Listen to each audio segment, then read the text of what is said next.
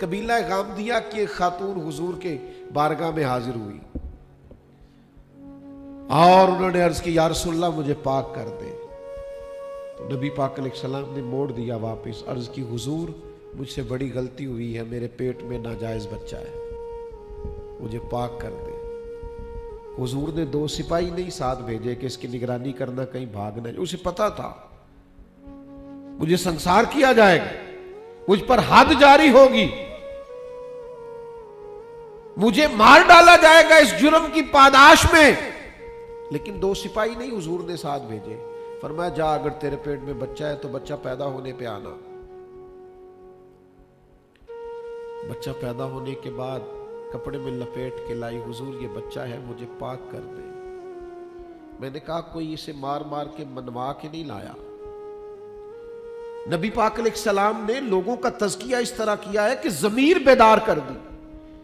گناہ ان کو تنگ کرتا, تڑپاتا, کہیں بھول جاتے تو انہیں درد ہوتا, کہیں خطا کر بیٹھتے تو وہ غلطی ان کی نیند لے جاتی. لیکن آج بڑے بڑے پاپ کر کے لوگ آرام کی نیند سوتے, بڑے بڑے جرم کر کے لوگ اس کے حق میں دلیلیں دیتے پھرتے, گواہیاں دیتے ہیں, کہتے ہیں نہیں نہیں ساری دنیا کرتی ہے, یہ تو رواج ہو گیا ہے, اب یہ بات جرم رہی نہیں. اس خاتون نے کہا حضور بچہ پیدا ہو گیا. کریم فرمانے لگے اسے واپس لے جا, دودھ پلا, جب روٹی کھانے لگے پھر آنا.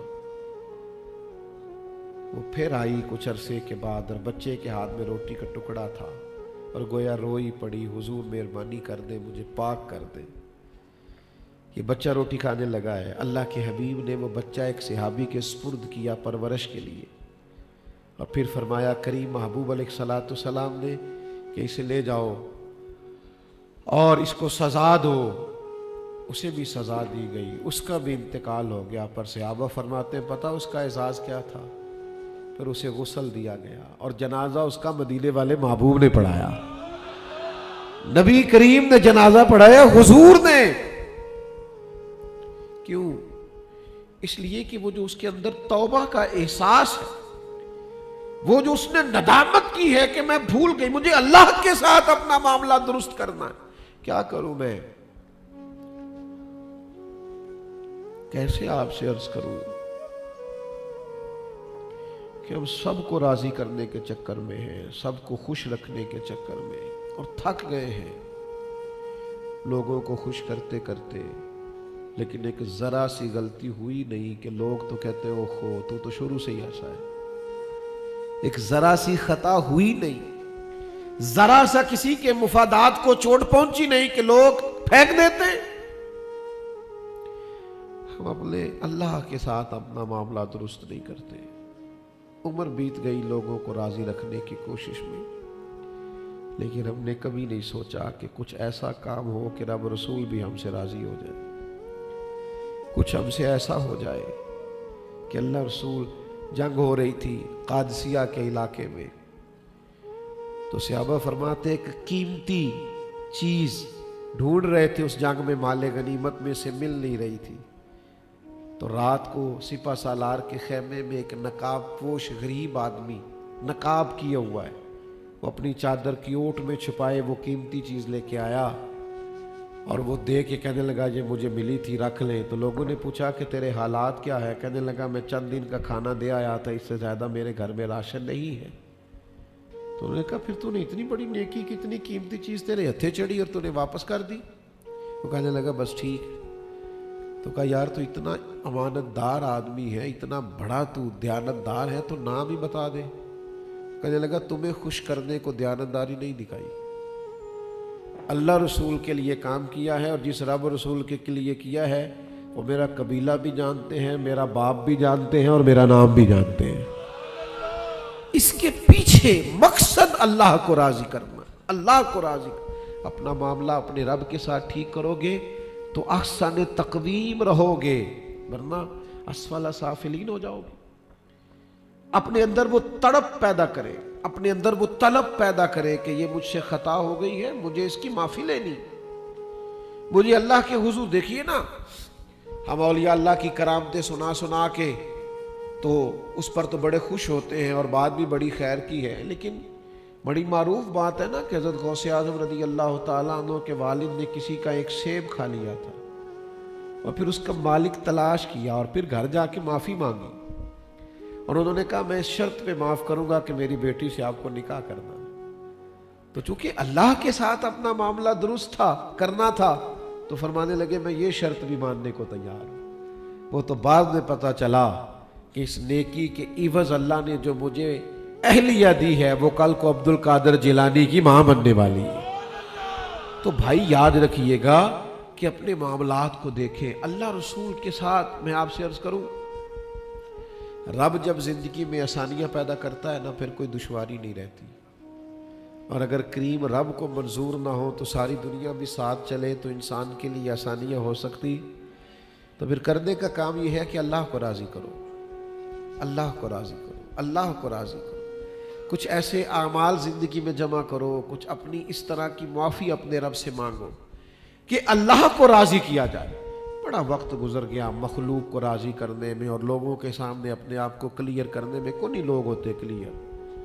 آپ ایک دلیل دیتے ہیں، وہ کہتے ہیں چلو یہ تو میں مانتا ہوں، تو وہ پرسوں وہاں کیوں کھڑا تھا؟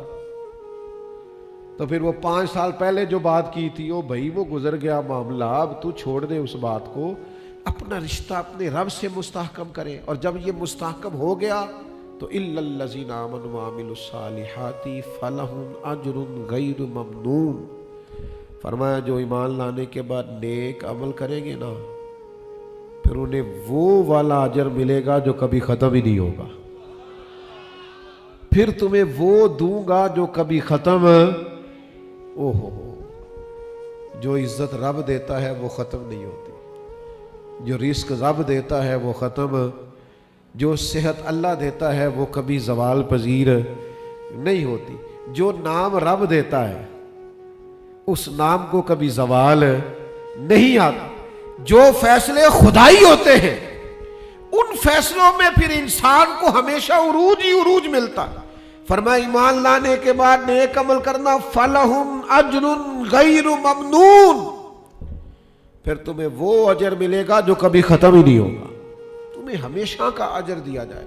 تو کرنے کا کام یہ ہے کہ اپنا تعلق اپنے مالک کے ساتھ مضبوط کریں، اپنی عزت کو پہچانے، اپنی کرامت کو پہچانے۔ آپ جو بھی ہیں، آپ اپنے وقار کو کبھی گرنے نہ دیں، اپنی شان کو کبھی گرنے نہ دیں۔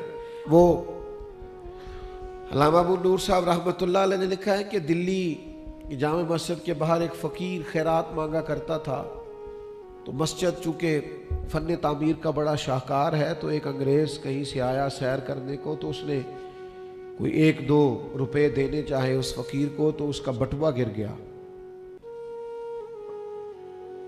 تو وہ چلا گیا کسی اور دروازے سے نکل گیا، تو وہ فقیر نے وہ بٹوا تھام لیا اور اس نے کئی مہینے انتظار کیا، ڈھونڈتا پھرا کہ مالک مل جائے، حالانکہ وہ ڈالروں سے بھرا ہوا تھا۔ تو کچھ عرصے کے بعد وہ انگریز جاتے ہوئے پھر وہاں سے گزرا، تو اس نے وہ تھمایا، کہا صاحب ناراض نہ ہوئیے گا، یہ بٹوا پچھلی دفعہ گر گیا تھا آپ کا۔ وہ ہکا بکا رہ گیا، اس نے کہا حد ہو گئی ہے بھائی، 1-1 روپیہ تو سارا دن اکٹھے کرتا ہے اور اتنے پیسے تیرے ہاتھ آئے اور تو نے لوٹا دیے، باجرا کیا ہے؟ تو کہنے لگا مجبور ہوں۔ کہا کیا مجبوری ہے؟ کہنے لگا محمد عربی کا غلام ہوں، میرے نبی کا دین میری مجبوری ہے، میں اس دین کے ساتھ بغاوت کر سکتا؟ اس نے کہا کیا مطلب؟ کہنے لگا تم حضرت عیسیٰ کے ماننے والے ہو اور میں رسول رحمت کا ماننے والا ہوں، غریبی آ گئی تو کیا ہوا؟ یہ تو نہیں نہ ہو سکتا کہ صبح قیامت تو جناب عیسیٰ کے پاس جائے اور جناب عیسیٰ میرے نبی کے پاس میری شکایت لے کے آ جائیں۔ میں حضور کا ماننے والا ہوں، کام وہ کروں گا جس میں میرا اور میرے دین کا وقار ہمیشہ بلند رہے، میں کوئی ایسا کام نہیں کروں گا جس سے وقار دین کو نقصان پہنچے۔ ہم کیا کرتے پھرتے؟ ہمارا شعور یہ ہے کہ بس کماؤ، پیسہ آنا چاہیے کسی بھی ذریعے سے آئے، شہرت ہونی چاہیے جیسے بھی ہو جائے، قد اونچا ہونا چاہیے جیسے بھی ہو جائے، جھوٹ بول کے بات کرنی پڑے تو کر گزرے، جو مرضی کہنا پڑے تو کہیں۔ خدا را آپ بات کو سمجھیں۔ وہ ایک جگہ ایک بزرگ کے پاس ایک صاحب کچھ لینے کے لیے آئے، تو انہوں نے کہا جی میں سید ہوں، مجھے واپس نہ بھیجیے گا۔ انہوں نے ہاتھ مان کے کہا شاہ جی آج کے بعد آپ نے بھی کسی سے کچھ طلب کرنا ہو تو یہ نہ بتانا کہ میں سید ہوں، آپ کو اس وقار کو، اس لحاظ کو آپ اشارہ کنایا کر دیں، کچھ کر دیں، لیکن یہ انداز یہ کہ آپ کو تھوڑا سا اپنا معیار بلند رکھنا پڑے گا۔ تو میرے عزیزوں، میرے دوستوں، آج کی اس خوبصورت رات میں کوشش فرمائیے، میں اپنی خدمت میں عرض کروں، میں نے لوگوں کو ناراض ہوتے دیکھا ہے۔